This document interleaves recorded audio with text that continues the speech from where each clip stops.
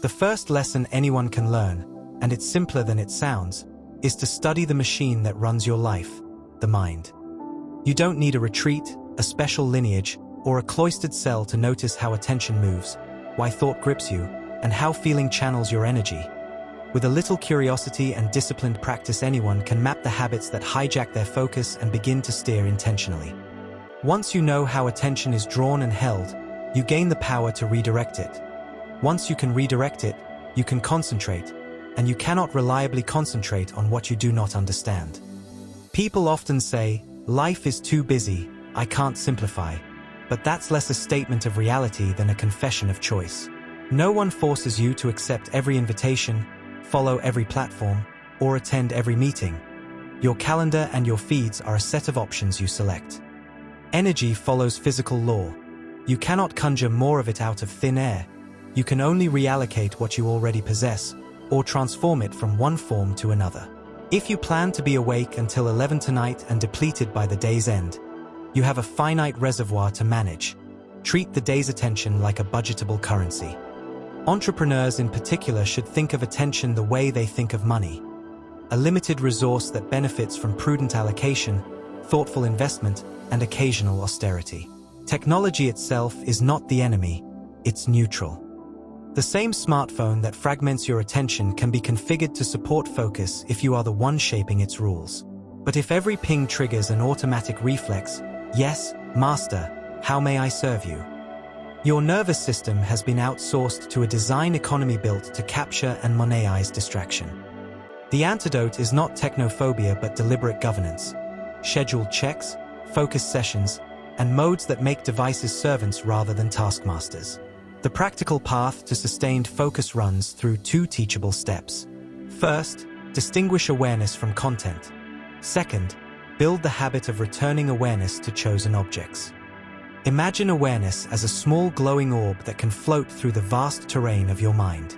That terrain has neighborhoods: anger, desire, memory, sensory craving, curiosity, joy, analysis, and wherever the orb rests becomes the you of that moment. Untrained, that orb is snatched by incoming stimuli and social demands, so you flit from patch to patch all day, living reactively.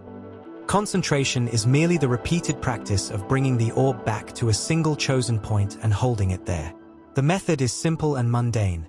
Do one thing at a time. When the mind wanders, note the drift and gently bring attention back. Use ordinary life as your training ground. If you live with a partner, let conversations be the exercise. Keep the orb on the other person, notice when it slips, and return it. If you interact with children, give them undivided attention for short intervals. They learn focus by imitation, not instruction. Monkey see, monkey do is literal. Children will model whatever you habitually display. The benefits of concentration ripple through every domain. When you can concentrate, you can funnel energy into a focused beam and manifest intentions more efficiently. Life is the sum of where your energy flows. Scattered attention dilutes potency, while sustained attention amplifies it. Practically, build microhabits that defend attention. Select 3 personal and 3 professional priorities each evening so you wake with a compact vision. Refuse to touch screens until you complete a single meaningful task. Adopt an evening routine that protects sleep so your daily energy budget isn't eroded by poor rest. And practice short meditative pauses, 3 full, counted breaths at key transitions, to exercise the return mechanism of awareness. Think of practice as a ledger. Track how many hours you surrender to low-value stimuli and audit where minutes can be reclaimed for high-value presence. The law of practice is merciless. You become skilled at whatever you repeat, whether that skill is distraction or focus. So stop blaming the tools and begin auditing your habits. The same phone that scatters attention can be weaponized to build consistent practice if you apply constraints. Essential-only notifications, batched social checks, a 1-hour no-screen window on waking. Energy management is strategic, not sacrificial. Entrepreneurs often feel obliged to be omnipresent because opportunity seems to hide behind every platform.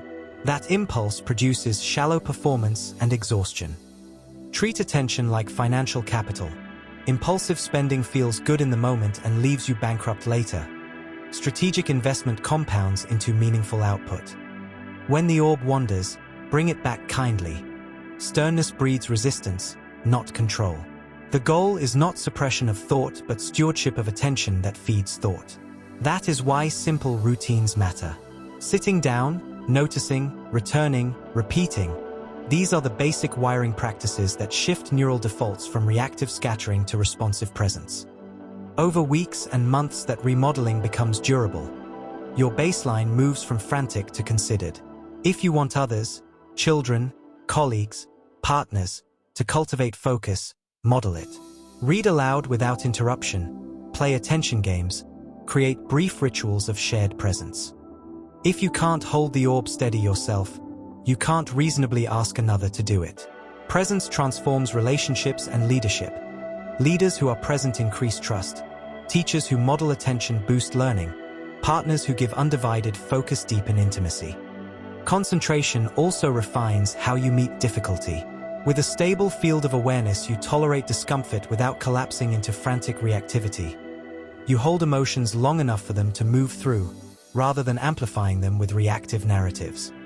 That equanimity makes responses more skillful and actions more precisely calibrated. Build mastery through micro-experiments rather than grand schemes. Commit to a 5-minute morning pause that gradually grows to 10. Schedule one deep work block before checking messages. Institute a weekly digital Sabbath that resets your appetite for novelty. Track progress without judgment.